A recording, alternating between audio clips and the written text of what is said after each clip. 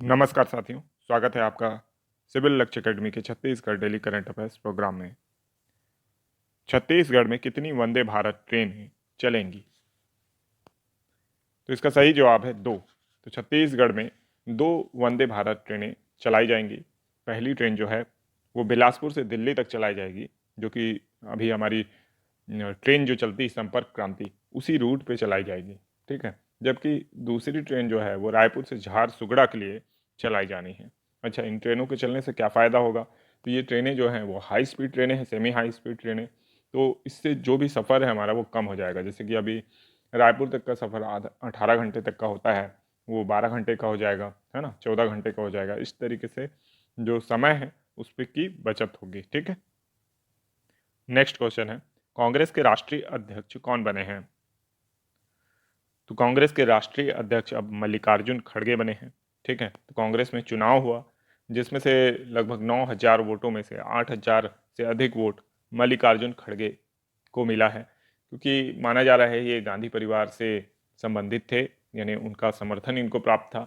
तो दूसरे जो स्थान पर रहे हैं वो शशि थरूर रहे हैं, है ना। गांधी परिवार से शायद कोई भी सदस्य चुनाव में नहीं खड़ा हुआ। तो मल्लिकार्जुन खड़गे स्पष्ट रूप से विजयी हुए और कांग्रेस को पुनः एक गांधी परिवार से अलग कोई राष्ट्रीय अध्यक्ष देखने को मिल गया है, जो मांग इसके नेता बहुत समय से कर रहे थे और पार्टी छोड़ रहे थे। अगले क्वेश्चन से पहले मैं आपको बता दूं, कई लोग डिमांड करते हैं टेलीग्राम लिंक की। तो देखिए, लिंक कोई भी शेयर नहीं हो सकता कमेंट में, क्योंकि डिस्क्रिप्शन में ऑलरेडी लिंक दिया होता है। वीडियो के डिस्क्रिप्शन में आपको टेलीग्राम का लिंक मिल जाएगा। ठीक है। इसके अलावा जो वीडियो चैनल है हमारा, तो चैनल के अगर आप अबाउट सेक्शन में जाएंगे तो वहाँ पे भी आपको जो लिंक है उसका लोगो दिखेगा, है ना। तो उस लोगो में आप क्लिक करेंगे, टेलीग्राम के लोगो में या फेसबुक के लोगो में या ट्विटर के लोगों में, तो आप डायरेक्ट उस ऐप में पहुंच जाएंगे। अगर आपका जो मोबाइल है वो सपोर्ट करता है इनबिल्ट को, तो वहां पे आप पहुंच जाएंगे। ठीक है। और हालांकि जितने भी लिंक हैं वो आपको डिस्क्रिप्शन में, वीडियो के डिस्क्रिप्शन में भी मिल जाएंगे, तो इसके लिए आप बिल्कुल भी चिंता ना करें। नेक्स्ट क्वेश्चन है, आगामी वर्ष में छत्तीसगढ़ का प्रचलित भावों में विकास दर कितने रहने का अनुमान लगाया गया है?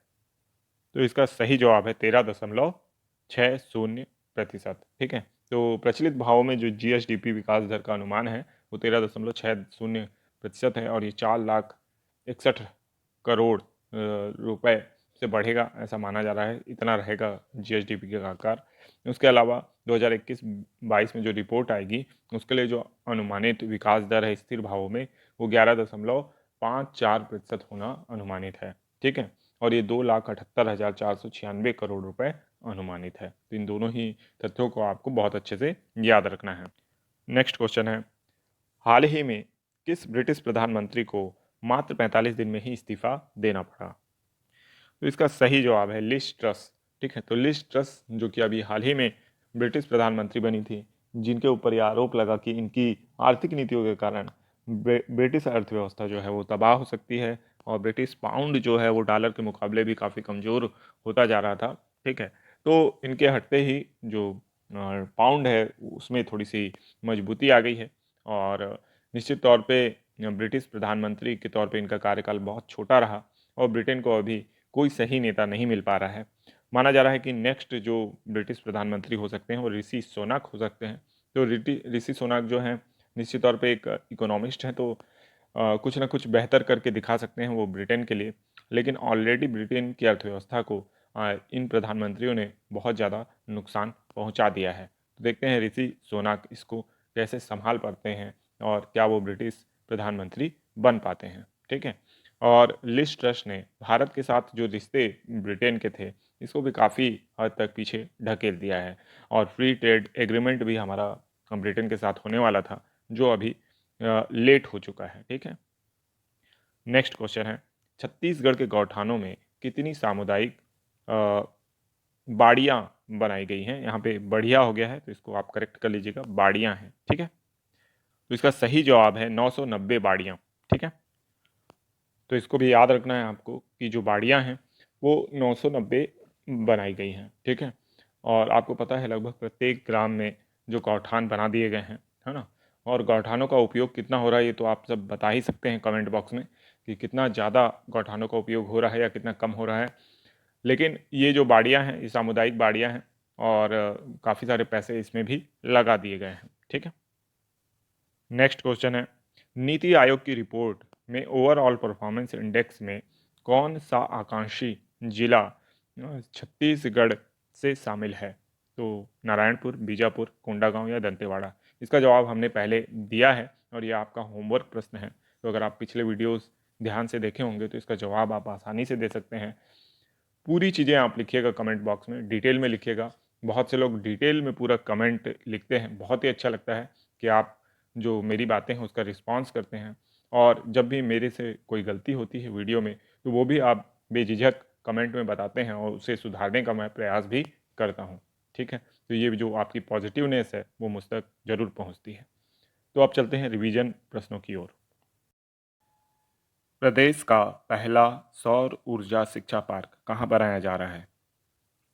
तो इसका सही जवाब है पाटन, दुर्ग में। प्रदेश का पहला सौर ऊर्जा शिक्षा पार्क बनाया जा रहा है। इसकी लागत 9.90 करोड़ रुपए है और यह 5.68 एकड़ में बन रहा है। ठीक है, यहाँ मनोरंजन के साथ साथ बच्चों को और बड़ों को भी सौर ऊर्जा से संबंधित ज्ञान की प्राप्ति होगी। ठीक है, तो इसको याद रखना है। प्रदेश के 10th 12th के टॉपर्स किस तिथि को हेलीकॉप्टर की सैर करेंगे? इसका सही जवाब है 8 अक्टूबर।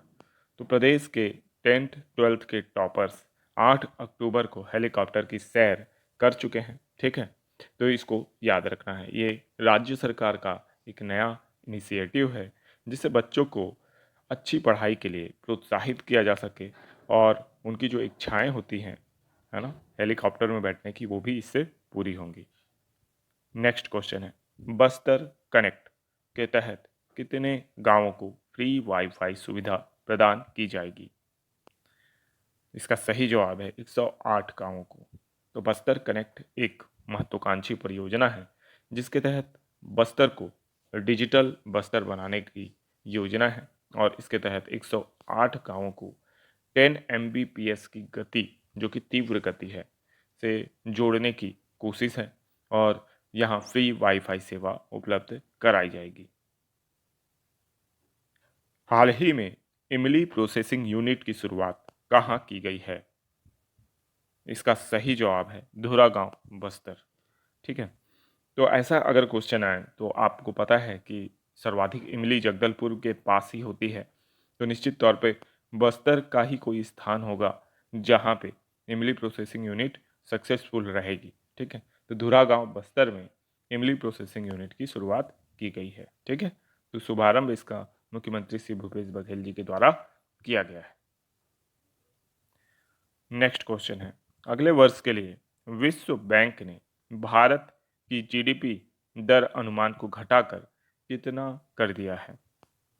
इसका सही जवाब है 6.5%। तो विश्व बैंक ने भारत की जो जीडीपी विकास दर है उसके अनुमान को घटाकर अब 6.5% कर दिया है।